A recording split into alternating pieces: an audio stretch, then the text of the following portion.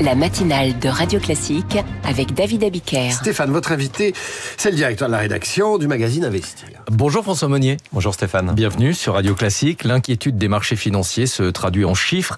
Le taux de la dette française à 30 ans a franchi cette semaine la barre des 4,5%. C'est un record depuis 2008, c'est-à-dire la crise des subprimes.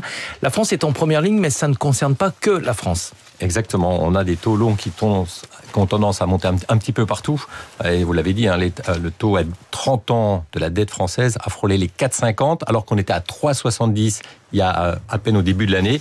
Et nous sommes plus très loin du niveau de 4,80 touché le jour de la faillite de Lehman Brothers le 15 septembre 2008. Si on voulait reprendre la métaphore maritime de François Bayrou, vous vous souvenez, lors de son intervention aux 20h de TF1, « T'en fais pas Simone ». Le bateau flotte encore, c'est une formule lancée par le Premier ministre pour représenter l'aveuglement des hommes politiques face au surendettement de la France.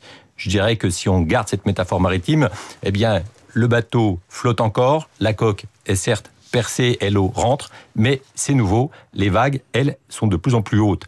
Et pour mesurer la hauteur de ces vagues, on regarde les taux à long terme des dettes des États, notamment les taux à 30 ans. Et comme vous l'avez dit, le cas français n'est pas isolé. On a des vagues qui sont de plus en plus hautes un peu partout. Le 30 ans en Allemagne est à son niveau le plus haut depuis 2011, c'est-à-dire au moment de la crise des dettes souveraines en Europe. Même constat aux Pays-Bas. C'est pire au Royaume-Uni. On est au plus haut depuis 1998. Et ce changement d'époque ne concerne pas uniquement l'Europe. On a des taux à 30 ans qui se tendent aux États-Unis. On est à 5%. Au Japon, à Tokyo, on n'a jamais vu des taux à long terme aussi haut dans toute l'histoire depuis que Tokyo emprunte à 30 ans. Donc c'est un phénomène qui est tout à fait nouveau. Généralement, quand on parle du marché obligataire, on regarde le taux à 10 ans. Là, le fait que les investisseurs s'inquiètent sur la dette à très long terme, c'est-à-dire à 30 ans, qu'est-ce que ça signifie ? Ça signifie que les investisseurs ont de plus en plus de la méfiance, de la défiance à l'égard de la dette des États. En l'espace de 2 ans, si on regarde ce qui se passe en France, l'écart de taux entre le 10 ans et les 30 ans a doublé en 2 ans. Lorsque vous êtes assureur, lorsque vous achetez de la dette de l'État français, eh bien vous gardez cette dette jusqu'à l'échéance. Vous prenez de la dette à 10 ans en 2025, vous allez la garder jusqu'en 2035. Mais si vous achetez de la dette à 30 ans, eh bien vous vous dites finalement je prends un risque plus élevé, plus important.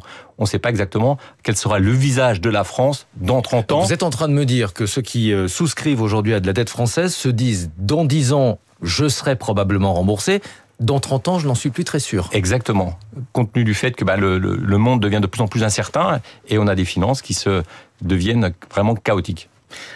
On a également une inquiétude sur le retour de l'inflation. Et ça aussi, ça complique l'équation pour le marché obligataire. Oui, les taux longs intègrent la méfiance, le fait que les finances publiques se dégradent, que les déficits deviennent incontrôlables.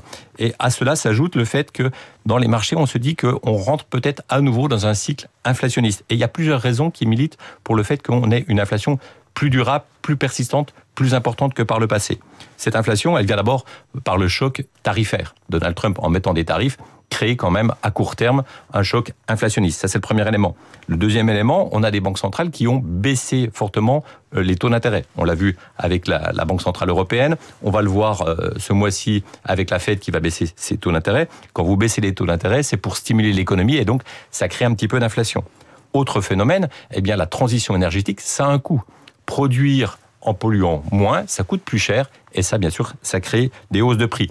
Autre phénomène, eh bien, c'est le vieillissement de la population dans tous les pays occidentaux, voire au-delà, on le voit aussi en Chine. Quand vous avez une population active qui a tendance à se réduire et une population en retraite qui a tendance à progresser, eh bien, mécaniquement, ça crée des hausses de salaire et donc, bien sûr, ça crée de l'inflation. Est-ce qu'il y a aussi des inquiétudes sur une éventuelle perte d'indépendance de la Réserve fédérale américaine ? On en a beaucoup parlé ces derniers jours. Oui, ça aussi, ça va créer des tensions sur les taux à long terme. Et les taux américains, ce sont des taux directeurs qui ont tendance à donner de l'influence sur l'ensemble de la planète financière.